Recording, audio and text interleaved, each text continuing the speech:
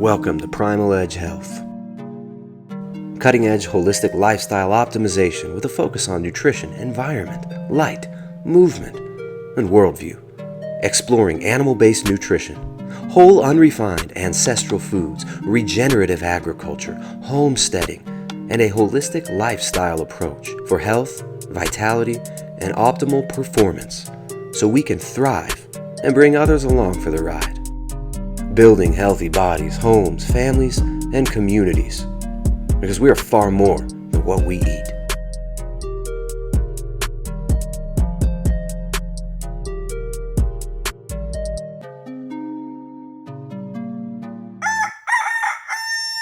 Today's episode is brought to you in part by Ancestral Supplements, putting back in what the modern world has left out. Ancestral Supplements brings you nose-to-tail organ meats like liver, kidney, pancreas, brain, marrow, heart, thymus, thyroid, and more in simple, convenient gel and capsules. Order yours today at ancestralsupplements.com.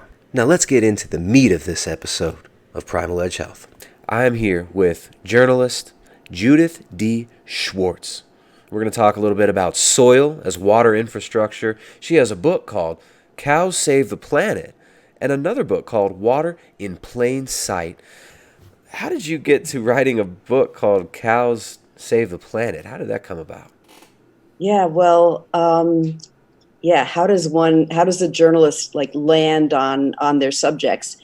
So I started writing about new economics. I'm just laughing. I see my dog wandering around. Love it. Yeah. Well, I almost wanted to comment. He looks hilarious. Anyway, so all right. So I live in Bennington, Vermont, which is a small town, and it's a town that's been struggling economically, as much of the Northeast United States is these days. And so I would say that one thing that kind of launched me on this path, I mean, it won't make sense. It will likely not make sense immediately, but it was the understanding that every local purchase that you make in a small town matters. And understanding food production, where does food come from and who makes it, and why do our grocery stores have what they have on their shelves, and what about the farmers? Why are farmers struggling? And all these questions. Anyway, it just sort of opens up lots and lots of questions of how the larger economy works. So I had a lot of free time. I was underemployed, as one often is as a freelance writer, because your work goes up and down and up and down. And I started asking questions, and those questions centered on economics, such as, is the GDP, the gross domestic product, which you always hear about on the radio, like it needs to be, we need growth, we need economic growth, but is that the best measure of prosperity? So that was one question. Then another question that really kind of got me was, does it really make sense if our economic model nature has a value of 0? I mean, that seems like a pretty serious design flaw. Mm-hmm. Yeah, interesting. I mean, unless you can genetically modify it and patent it, it seems like nature is not worth much. So how did you get into journalism? Why did you want to become a journalist? Ooh, I mean, that goes way back now. Gosh, I mean, that's a funny question because it feels like such a part of me. I think the opportunity to ask questions, and the opportunity to talk to anyone. Actually, if you meet many journalists, you'll see that many of them are very shy. So I was like a typical bookish, shy young person. But then if I got a notebook in front of me, I could talk to anyone. So that in itself was kind of intoxicating. But really, the incredible opportunity to talk to people who know things about their areas that you just keep learning. And that's just so incredible. Have you seen big changes in how journalists work and in the world of journalism over the last 20 or so years? Oh my gosh, huge changes. I mean, for a freelance journalist, we used to have so many different outlets that, well, okay, I'll put it this way.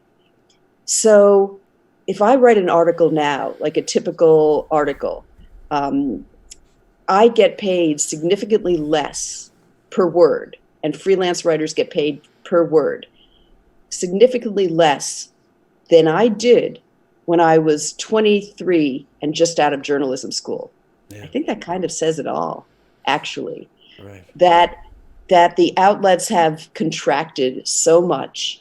The economics has changed because we have the web. It is so easy to put out information. So the whole system of gatekeepers has changed, and that's had a positive impact in that, more is out there, but a negative impact certainly for the professional, also for the reader, in that fact checking is kind of a dead art. So, you get stuff that just goes out there so quickly without really being edited or checked, and journalists have to write so much more. You have to produce content.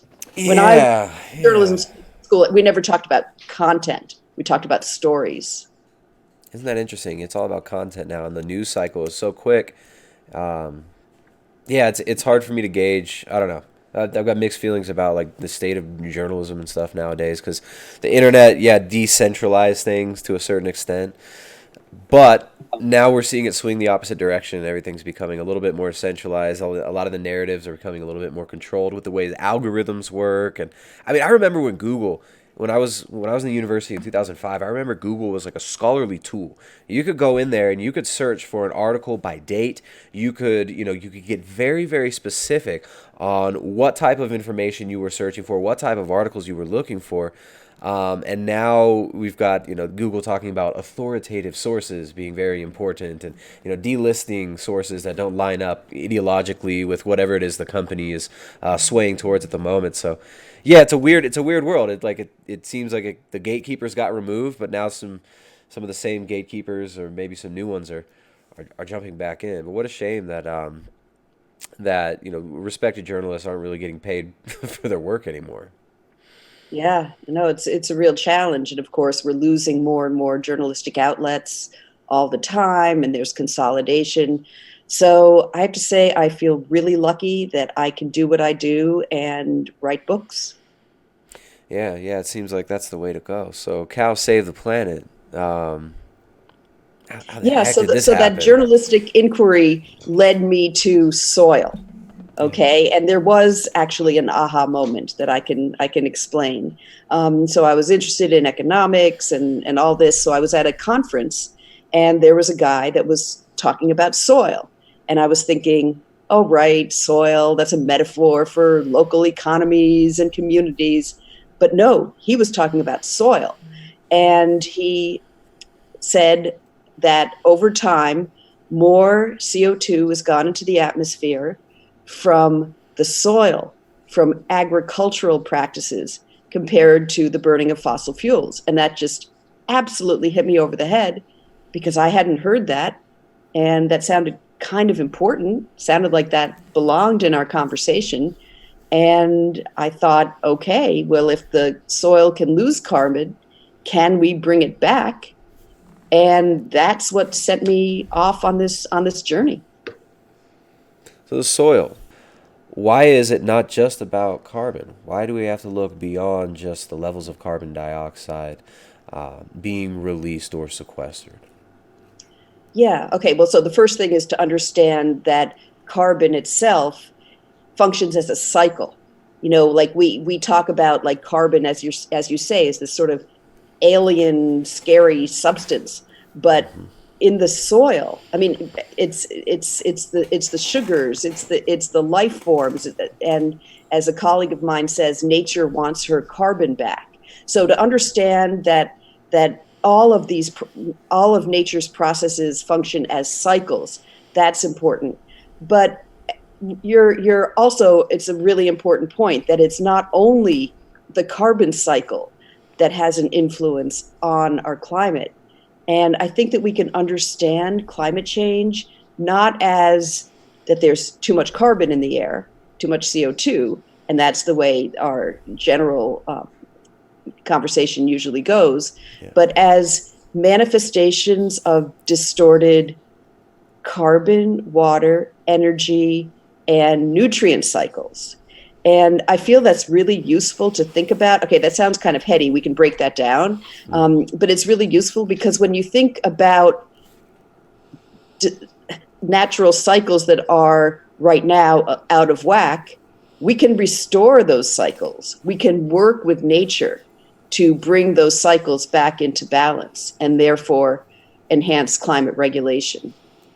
How does carbon actually interact with the life cycle? Right. Well, one thing that people often forget is that when we talk about fossil fuels, what we mean is that that's energy, that's like embodied carbon from ancient photosynthesis. So it's really all about photosynthesis. So in that cycle, okay, so we have growing plants and you have sunlight and water and carbon from the air. That nourishes the plant grows, so the plant takes that carbon into its form, and about somewhere between a third and a half, or depending on the health of the plant, of that carbon, it goes into sugars that then, part of that is for the plant's metabolism and growth, but the excess is sent down through the roots of the plant into the soil. And the reason is that in nature, plants and other creatures have a tendency to create the conditions under which they would thrive. And so for, let's say, grasses, the kind of conditions under which grasses thrive is in soil rich in organic matter, including carbon, because the carbon feeds microorganisms that help the plants gain access to the nutrients that they need. So it's not that you can think of the grasses as being generous and sending out that carbon into the soil, but they're also sending that carbon into the soil so that whole system, that system of microorganisms, of fungi, of all the nutrients and all of that, it's helping that whole system thrive. How does this tie into land management practices and agriculture? Land can be managed in a way that builds more soil carbon and therefore builds healthier plants and more robust ecosystems, or it can be managed in a way that loses carbon. And that's where we've been. That's the tilling. That's the use of chemicals, and fertilizers. So a scientist named Walter Jenner told me that for every excess gram of nitrogen fertilizer, meaning that a gram of fertilizer that isn't used, that either volatilizes into the air or moves into the water, that we lose 30 grams of carbon. So that's really, really important. We don't talk enough about the damage of our high fertilizer regime, agricultural regime. And so what the tilling does is that it exposes that soil, that organic matter to the air, and then those carbon molecules combine with oxygen to become CO2. And also it breaks the bonds of the fungi that really are the carriers of all of this carbon. So these networks of mycelia that are moving water and nutrients around to provide for the plants. So that's one thing about agriculture. Then I can we can segue now to the cows. So when I was on this quest to understand how to bring carbon back into the soil, this is several years ago, and the only people who were talking about this at the time were people who were engaged in holistic management, holistic plan grazing. So that includes Alan Savory, who I can say I've had the incredible pleasure of spending a week with him at his ranch in Zimbabwe, which was an extraordinary experience.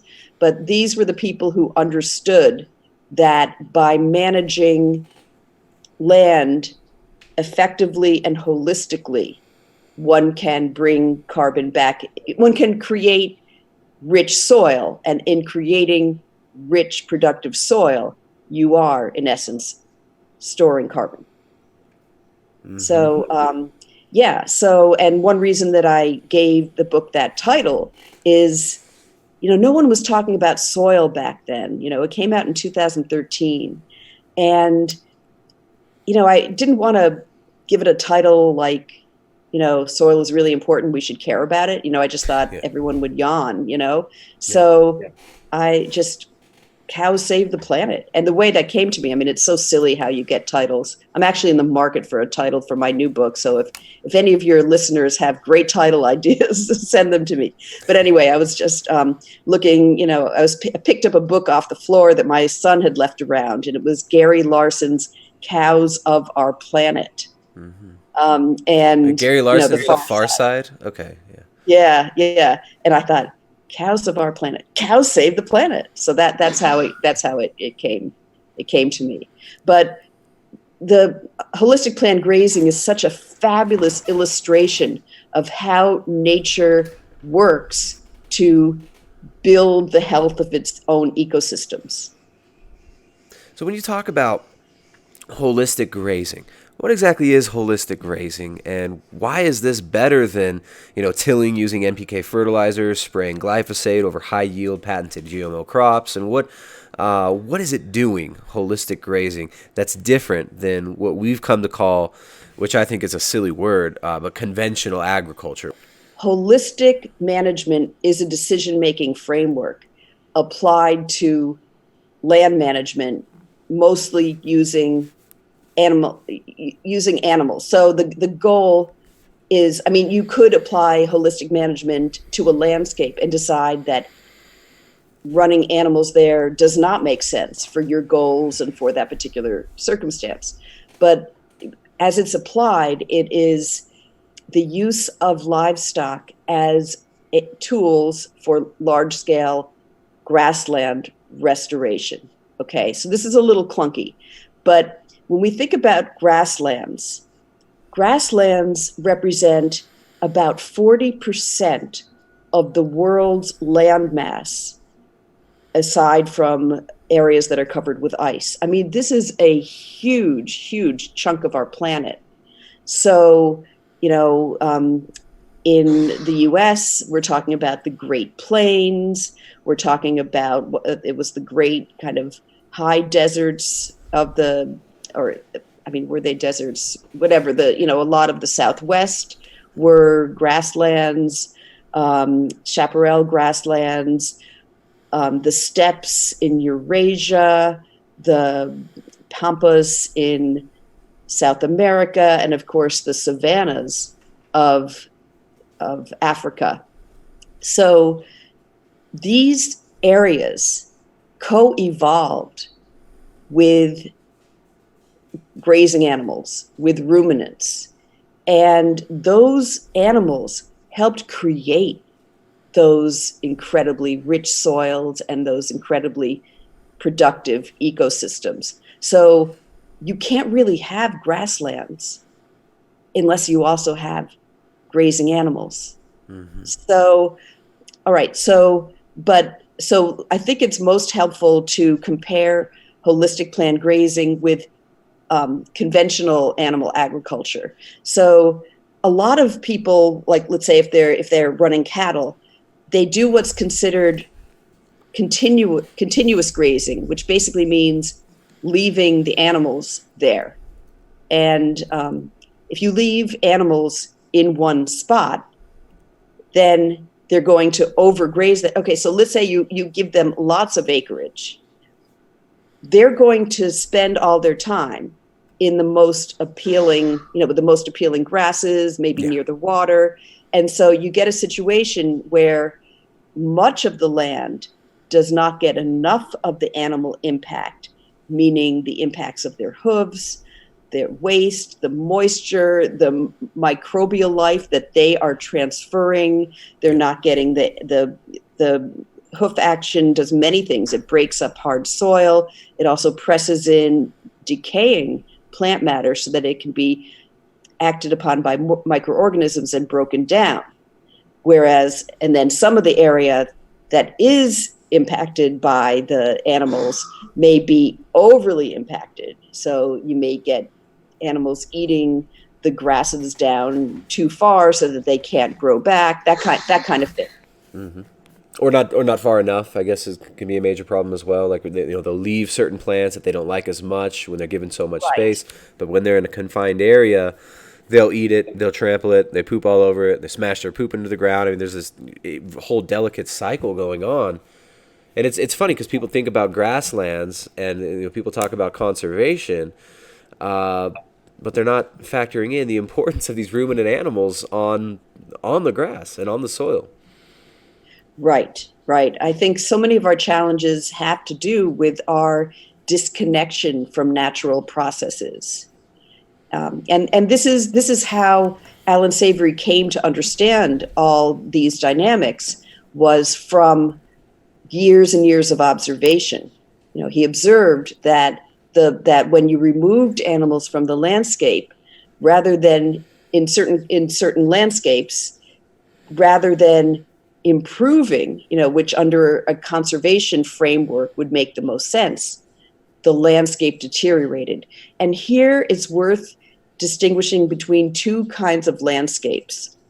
And this is something that Alan Savory, a concept that he helped make understood to a broader public. We can talk about brittle landscapes and non-brittle landscapes. So when we think about areas that are dry or desert-like or desertifying, we often think that it has to do with how much rainfall an area gets. And that's logical. That would make sense. But what he came to understand is that particular dynamics are important in areas where you have a distinct dry season and a distinct rainy season. And so for example, Zimbabwe, where Alan Savory is from and has done most of his research, is a brittle landscape. There are many, many months between the rain, after one rainy season ends and the next one begins. Yeah. Where I live in Vermont, it's what we call a non-brittle environment because moisture is pretty much even throughout the year. So if we don't have the same regime, we don't need grazing animals to keep our land green. Mm-hmm. If that makes sense. Yeah. And the brittleness scale is really interesting. Okay, so my husband comes from South Africa, which is a brittle environment. And then he moved to London. So he remembers in Johannesburg growing up that every day the sun shined. Okay? And then he remembers in England, every day it rained and it was cloudy. Now, London and Johannesburg actually get the same amount of rainfall. It's just that in Johannesburg, it comes in one big clump in the year, during the year, whereas in the UK, it's spread evenly throughout the year. Yeah, that makes sense. So when you look at soil and you're looking at a lot of people talking about the carbon in it, but it seems like you've tied in another factor that a lot of people forget. When they're looking at soil, you're also looking at water. You're also looking at part of the water cycle.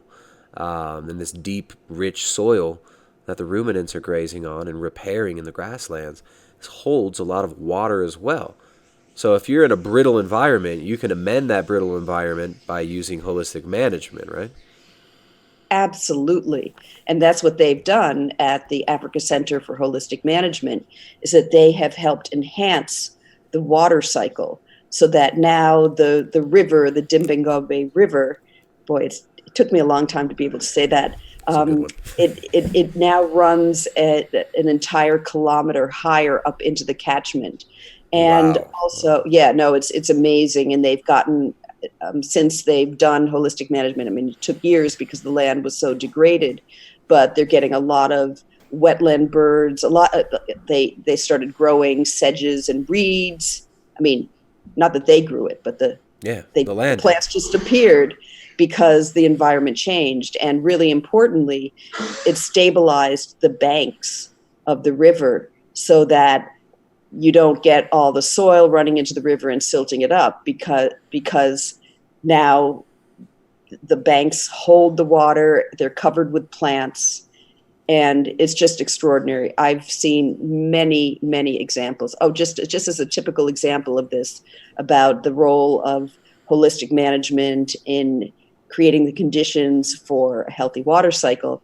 I was in Chihuahua, Mexico with some ranchers, and my host there laughed because he said that, okay, so his land looks gorgeous, really tall grasses, extraordinary biodiversity, and then his neighbor's land, it's bare, covered with, you just get like a few mesquite plants, that kind of thing. Yeah. And the neighbor says, well, of course your land looks better because you get more rainfall. I mean, that's a little silly. They're right next to each other. But that's what it looks like to the observer, that they are getting more rain, whereas it's merely that they are holding on to every drop of water that they get. Yeah, which is really important if you're in a place like Zimbabwe. Yes, absolutely. Yeah, and Chihuahua, Mexico, and all of the landscapes across the world that are desertifying. I mean, one thing that I think is so important is that we often think of landscapes as static. So, for example, in Mexico, people just thought that, okay, so a lot of the land that I saw that wasn't managed properly, it's just kind of, like full of gullies and hardly anything grows there. And then the cattle that are there look sickly and all this. But people may look at that and think, oh yeah, well, that land's bad. It's always looked like that. Yeah. But I was with someone who remembers how it used to be. And he would point to some of this really nondescript, unproductive land and say, when I was a child, that land had the best grass.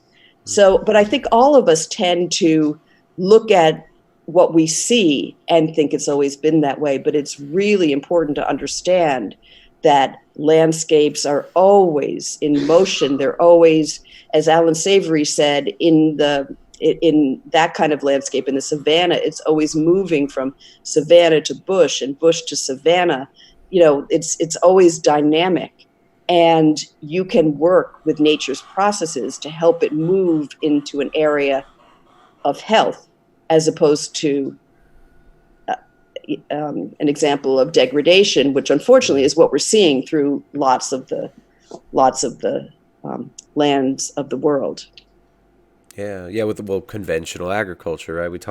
It's so silly that we've been tricked into calling it conventional because it's so unconventional. But what massive tilling of the soil, the nitrogen fertilizers, a lot of chemical fertilizers, loads of Roundup. I mean, lots of contamination that we're seeing there into the water supply.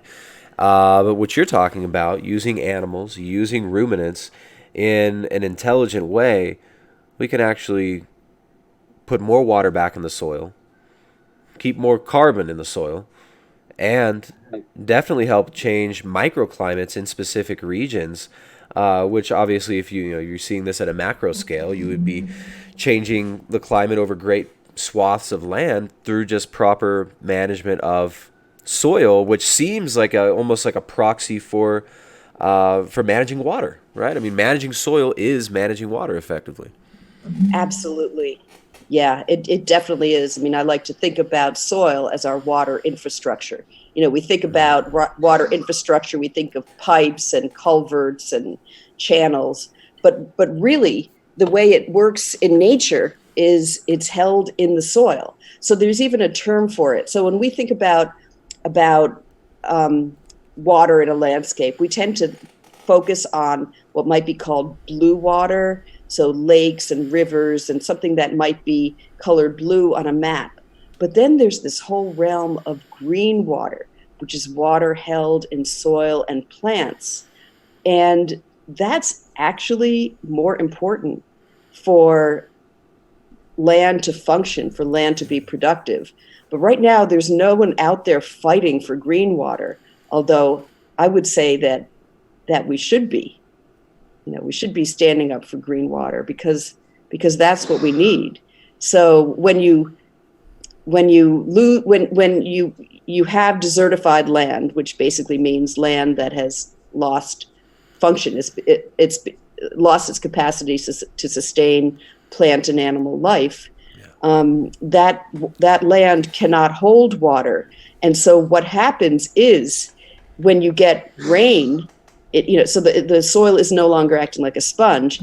It just washes the soil away. So you get erosion, and then you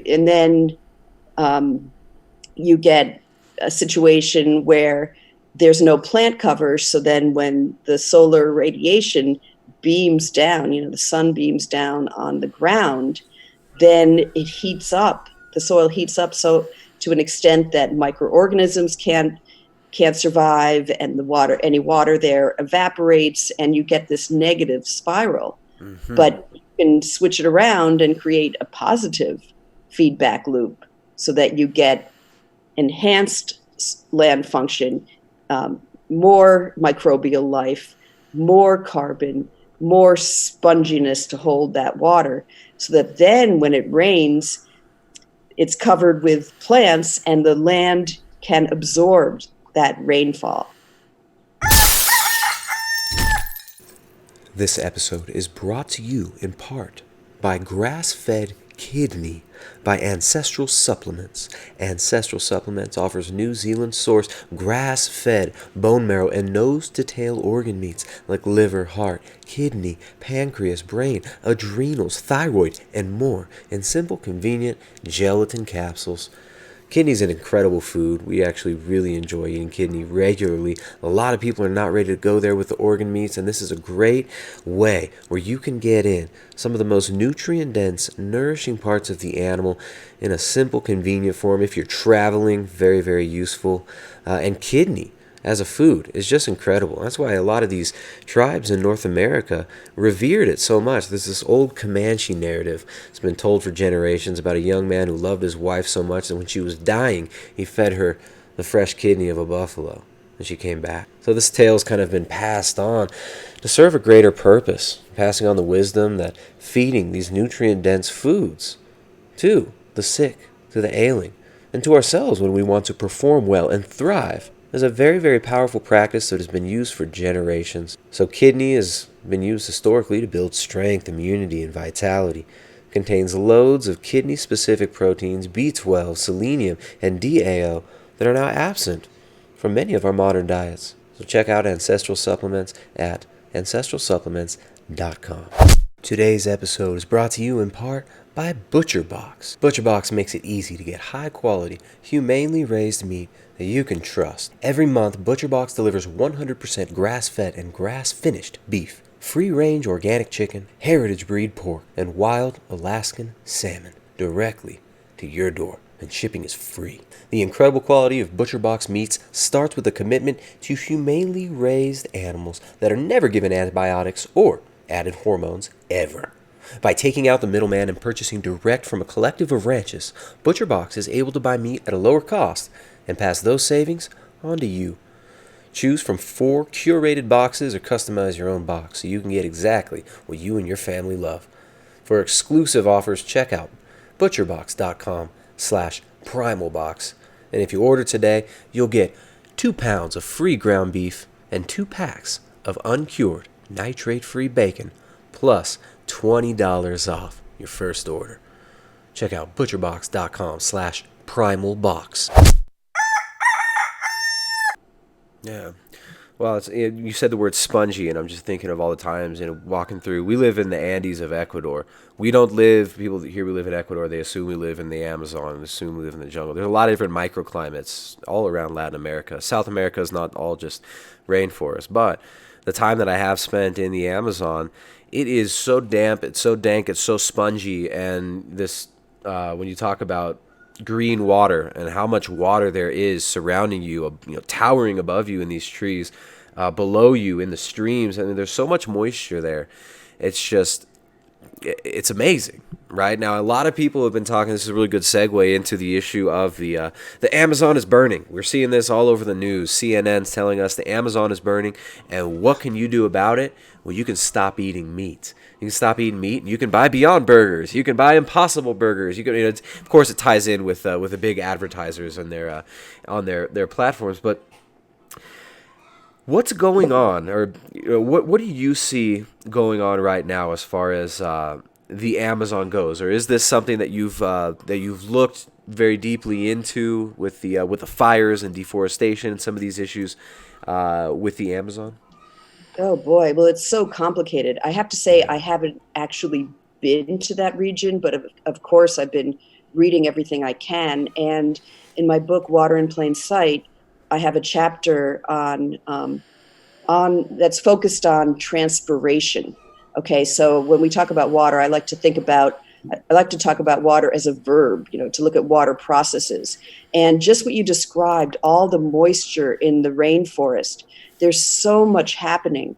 So water's being held in the soil. I know the soil isn't that deep, but it's there, it's moist, but transpiration is the upward movement of water through plants.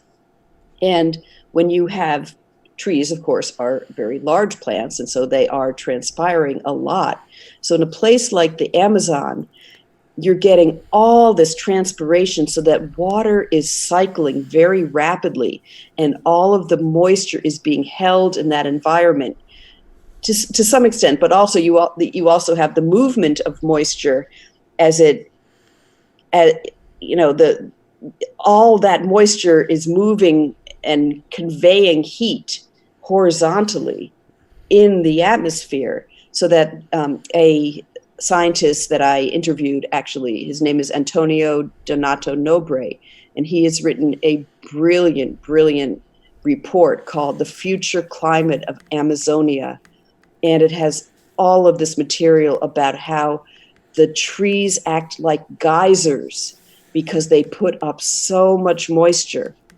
And he talks about invisible rivers, that they are, or aerial rivers, I guess they're kind of invisible too, that above the Amazon, you have moisture that is 5 times the quantity, the amount of moisture as the Amazon River itself, that is floating above and conveying heat, conveying rain and moisture. And apparently there are teleconnections. I know that sounds kind of like a funny word, but the moisture in one region, we know that what happens in one region ecologically has an impact on other regions because everything is connected.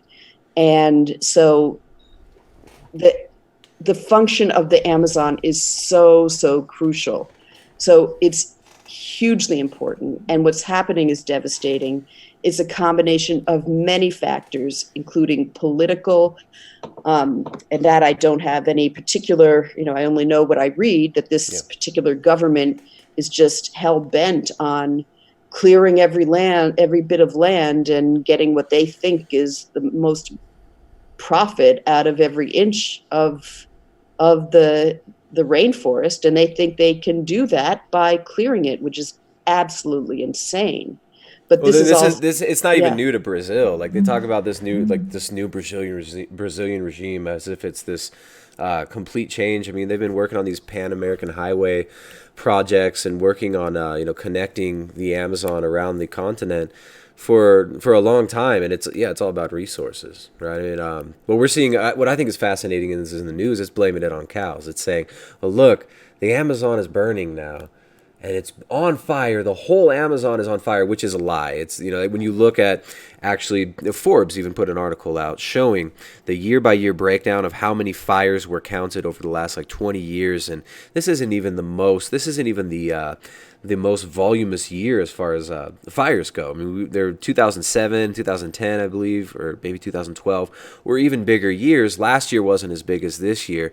But in the dry season, there are burnings that go on right now. This isn't because of from what I've seen, right? I'm not everywhere. I don't have omniscience in the Amazon, but what I see on the ground here in Latin America is what goes on is the mining companies come in. You get these big mining companies out of China, or Canada, or America, and the first thing that happens when they get access to land is they sell the expensive timber. They sell all the big trees that can be used for, hardwood and stuff like that. This goes all over the world. Some of it illegally traded on Chinese markets and even making it to the U.S. sometimes. They trade off those resources and then they mine it. So they strip mine it. They just, they take all the gold, all the silver, everything else they're looking. They extract the oil from the ground, and then they're left with just a big swath of scorched earth, which they sell at dirt cheap prices. Some of the local, peasantry basically buy the land up for cheap. And what can they do but get some loans from the IMF and plant some soybeans out there is usually what ends up happening. So then they're growing soybeans or they're trying to graze some cattle out there. And what I see in the media is this oversimplification of, oh, look, they're clearing the Amazon because they want to grow food and put cows there, but it's actually real crap soil. People think the Amazon, like, you're going to cut down that Amazon, it's just a beautiful, amazing soil you can grow anything on. That's not how it is. It's terrible soil. You can grow nothing in the jungle. But yeah, so it's such an oversimplification that we're seeing, and it's funny because your book "Cows Save the Planet" is a little bit at odds with the narrative that we're seeing from articles from CNN, for instance, said the Amazon is burning and it's because you eat meat, basically. So they said the way you could stop this is by not eating meat. I think this is a fascinating kind of dichotomy here, and there's a lot of contrast going on, but. What do you think? I mean, have you studied much about the kind of holistic management techniques that could be used in previously deforested areas, like the Amazon, where soybeans end up getting planted? Do you think perhaps grazing might be able to help to regenerate and restore the soils that can then be converted back into rainforest? I don't know about that, but there is an approach that does work really well, and it's called syntropic agriculture or successional agroforestry. Have you heard of that? No, syntropic I've not. Okay, so all right, so it builds on a lot of indigenous techniques.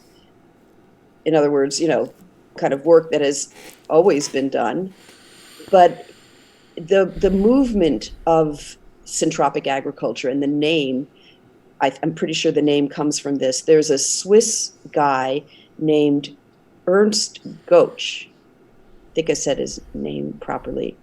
And he went to Brazil.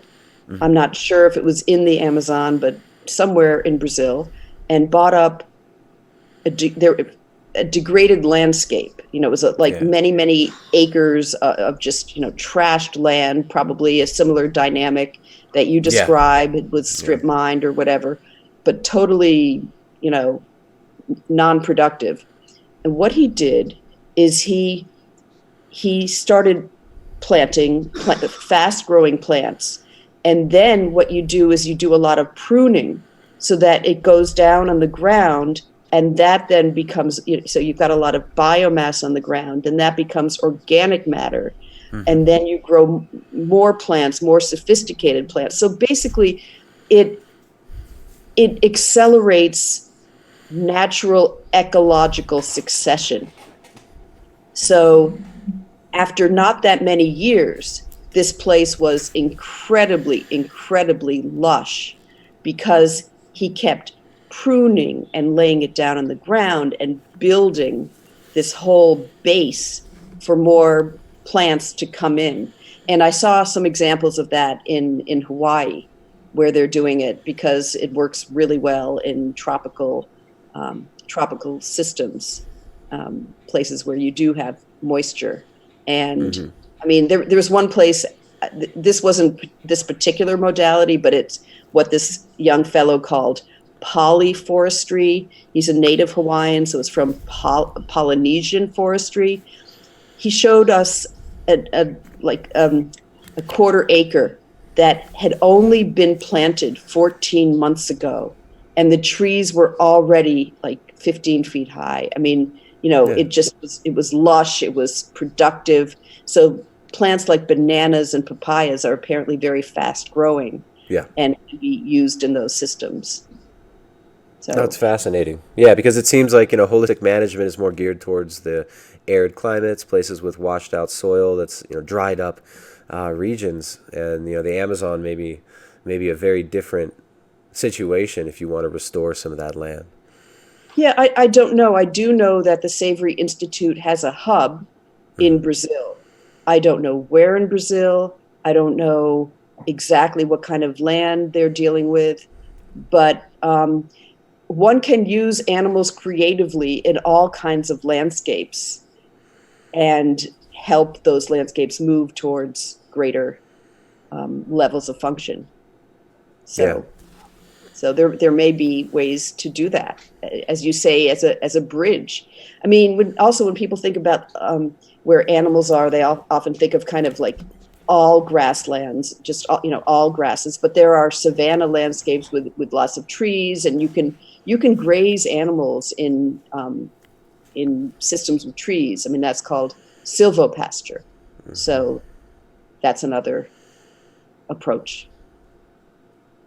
Nice, nice. So soil as water infrastructure. I really like this concept. I mean, it sounds like a great concept for actually bridging to a lot of these governments who are talking about policies and land management and stuff. So water infrastructure, soil infrastructure being of crucial importance for the microbial health, the health of our foods as well, which are dependent on the microbial and mycelium health.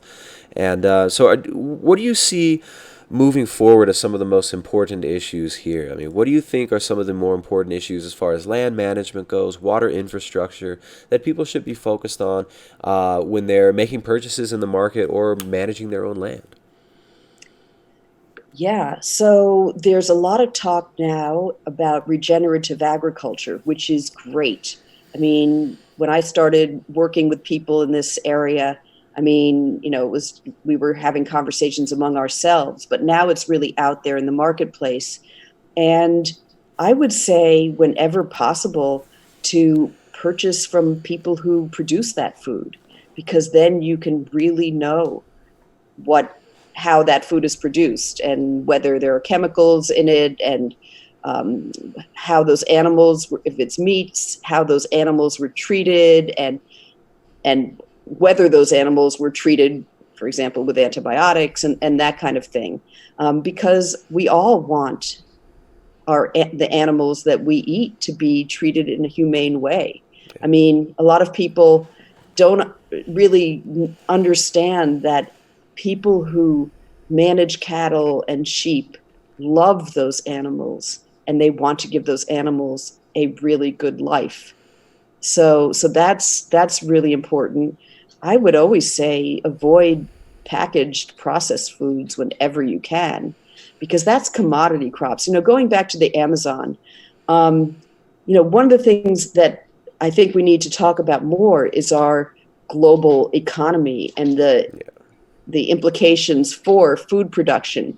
And so one reason that I think the Amazon has been exploited to the degree that it has been is that under our global economic system, it is, okay, China cannot feed itself now. We don't really talk about that, but it has such a high population, now has a very urbanized population and very degraded rural Yeah. landscapes. So that's a huge challenge. Right now, under our system, it makes more sense, it is cheaper and more efficient for China to ravage landscapes halfway across the world for commodity food crops than it does for them to restore their own landscapes so that those landscapes can be productive. So I think this crisis, it is a crisis. And the way that one article put it is, the situation in the Amazon is a chronic emergency. This isn't new. I've been in touch with a scientist down there working, researching in the Amazon rainforest, and he said he is happy. It's terrible what he's often in contact with the government and is very frustrated, but he's thankful that the world is paying attention. And now that the world is paying attention to what's happening in the Amazon, people are starting to pay attention to what's happening in the Congo and in other African countries where the same dynamic is occurring with places that have a lot of wealth, but lacking in water and lacking in arable soil. Mm-hmm. So they're getting commodity food crops from an industrial beef from these places. So we really need to look at that, because that's not serving. We see that that's not serving humanity. Yeah, most of the beef that's raised in Brazil, I mean, a lot of people, you got these American companies, like CNN, saying the way you could stop this crisis is by stopping eating meat. And the solution they give you is, I'm not making this up, Forbes gives you, the solution is buy Impossible Burgers from Burger King and get the new what is it, Beyond Chicken Nuggets or whatever from KFC. Like, this is the solutions they're giving you. So it just ties right into the vertically integrated commodity crop food structure. And of course, these are the big advertisers in major media. So we're not going to see a big, I don't think anytime soon we're going to be seeing CNN talking about holistic grazing techniques being a possible way to feed the planet. It doesn't fit the economic model of globalization. So that's why I think it's really important to have conversations like this. And I really appreciate your work, is you're focusing on local solutions to these issues, right? I mean, there's this whole idea that global problems require global solutions, and we're being sold all these problems, and the solution always just happens to be, well, let's pay more taxes to the IMF, or let's make everything global commons, and we'll let bureaucratic technocrats dictate exactly how we use all the resources. And to me, these just seem like nightmare solutions to issues that could be amended through local resource management, intelligent management of land, and purchasing, like you mentioned in the beginning, local foods, right? So shopping at farmers markets rather than Costco if you can. I know not everybody can do it. Buying food from local ranchers when you can. But it's crazy. Most of the beef produced in Brazil, sorry, before going on a long tangential rant here, but most of the beef produced in Brazil is not for sale in America. It's less than 1% of American beef on the shelves is Brazilian. This beef is all going to China. It's all going internationally to international markets. Same with the soybeans. So all these soybeans being produced, a lot of the refuse from soybean production, a lot of the non-human grade stuff goes to cattle. That cattle goes to feed China.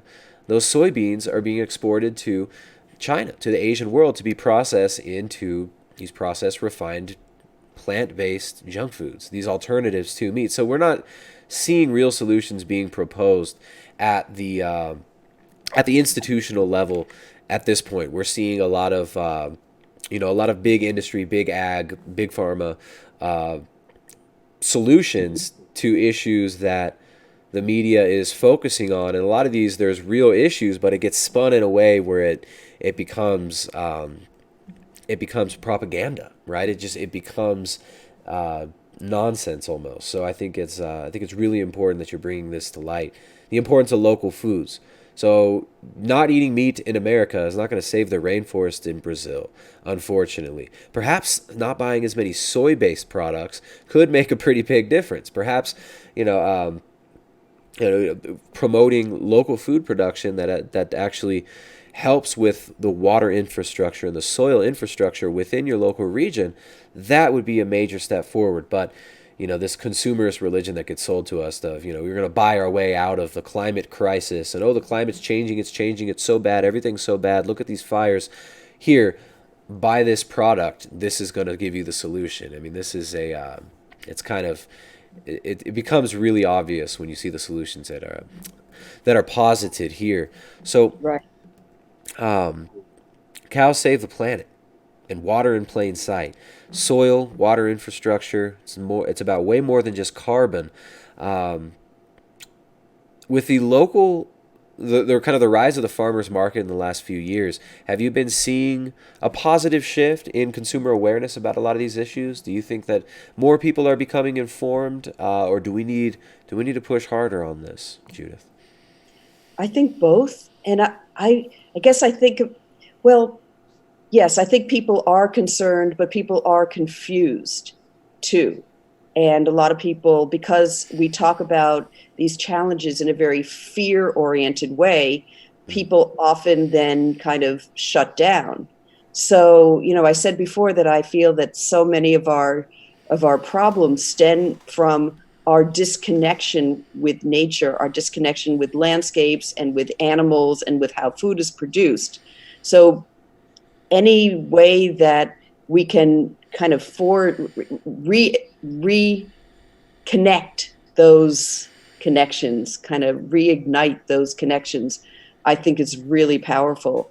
And in terms of climate change, one of the things that we really haven't grappled with, one of the things that we've neglected, is the role of healthy ecosystems to climate regulation. So this is where regenerative agriculture comes in, to create vibrant landscapes. This is where the growing ecosystem restoration movement comes in, and that's the topic of my new book that I've finished. I'm revising, and I wish I could say when it's coming out, but it will come out as soon as the publisher can bring it out. But right. A lot of people are saying, no, I'm not going to buy the line that buying this product rather than that product is going to be my way of contributing to the healing of the earth. People are getting out there and are engaging in landscape restoration, like I described to you in Hawaii. Then there's this whole movement of ecosystem restoration camps that's growing. Do you know about that? No, ecosystem restoration. Yeah. So there's this fellow named John D. Liu, a Chinese American filmmaker, and he documented the restoration of the Loess Plateau in China. When I said that China prefers to buy products from elsewhere rather than restore their own ecosystems, they have the most extraordinary example of rehabilitating an area the size of Belgium. This is huge, wow. Absolutely huge. And so John Liu saw this, and he said, we now know that we can restore large-scale damaged ecosystems, so we are obliged to do this. This will solve so many problems. This will improve the lives of more than a billion people. There are so many people that are struggling in degraded landscapes, or are forced then to move to the cities because they can't grow food where they are because of desertification, because of that negative spiral that I described. So he had studied ecosystem restoration and interestingly found that while there's so much research on why things go wrong, there's very little research about how landscapes actually work.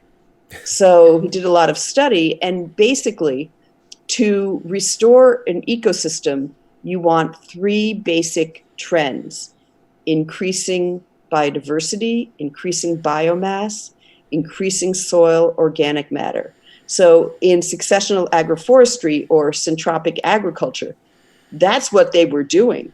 They were bringing increased biomass to the system, which breaks down and increases the soil organic matter, and by planting a variety of species that interact and support each other, increasing biodiversity.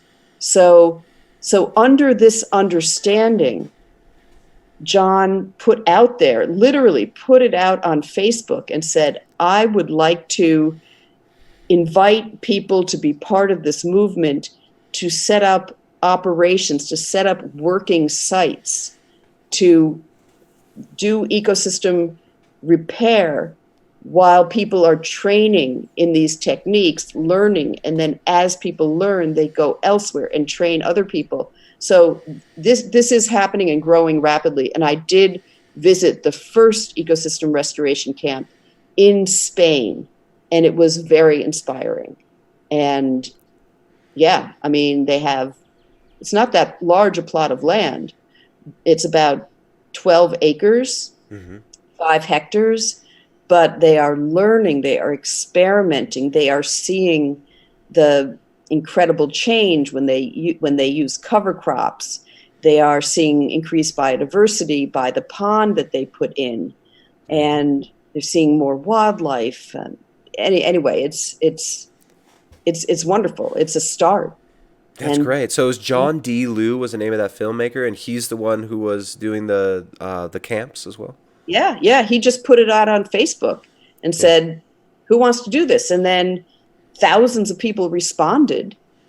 And so, of course, some people are watching, some people are in it, some people contribute 10 euros. It's a nonprofit, isn't registered in the Netherlands. I give 10 euros a month. Yeah. So people are engaged in various ways. I think there's another site that's another camp in Mexico. There's one that's just launched in Bolivia. There's something starting in China, something in California where the camp wildfire was that devastated a town, including a friend of mine who lost his home. So, I mean, that one's really exciting because they're doing incredible work to educate the public about how to bring a landscape back after fire and how to build wildfire resistance into your land management plan. So that's great. Yeah. Do you think that the factory farming system, the way that cattle are grazed in kind of the modern big ag, big profits system, do you think that this is detrimental to the environment, to our greater, to the big picture as far as food systems and ecosystems and soil goes? Absolutely, and that's where the confusion comes in. That people look at these systems and they think that's all cattle, that's all cows. And one of the other really important things about our industrial agriculture system is that it's based on monocultures. And in nature, there are no monocultures because healthy systems are biodiverse. That builds resilience into the system. And in terms of soil health, you get with biodiversity, you get like different types of roots. Some roots may break open the soil, some may bring up certain nutrients. All these, just biodiversity is so important. So that's something that as someone buying food and looking at landscapes and looking at how land is managed, you can engage with and be part of that conversation as well. And certainly on your own land. I just started experimenting with wildflowers. Also, another experiment was I had sheep last year and we borrowed some sheep. And I would really encourage people to engage with your land, whatever that land is. You may live in a city. See if you can become engaged in either an urban, a local garden, get a garden plot, or as a friend of mine who teaches permaculture in New York City puts it, nature here is like the soil surrounding the trees. You can work on that level. You can build healthy soil there and observe how there's more life in the soil and more birds come and all of that. So on any scale, you can engage in just little bits of the earth becoming more alive. Judith D Schwartz, author of Cows, Save the Planet, and Water in Plain Sight. Thank you so much for coming on. Where can people find your work? Where can they find more information about you? And where can they get your books? So the books are available from Chelsea Green Publishing. The hardcover of Water in Plain Sight is from St. Martin's Press. Also, there are audiobooks of both available, and there are ebooks available of both. So I always recommend your local bookstore. Maybe you might pay a couple of dollars more for a book, but that's an investment in keeping that bookstore going in your community. So that's what I always recommend. Yeah. And those books would, you can always order it. Libraries, of course, and my work, I have a website, judithdschwartz.com. It's a little bit on hold now because as soon as I finish my new book, I'm going to revamp it. So it's kind of holding, my website is holding its breath right now, but there's some basic material certainly on how to contact me. So your new book, you said you still don't have a title for it. But, well, I had a title, but the publisher doesn't like the title. For a writer, it's very, very uncomfortable being titleless. But I can tell you the working title, and I can tell you what the book is. The working title is Restoration Flash Mob, The Curious Person's Guide to Earth Repair.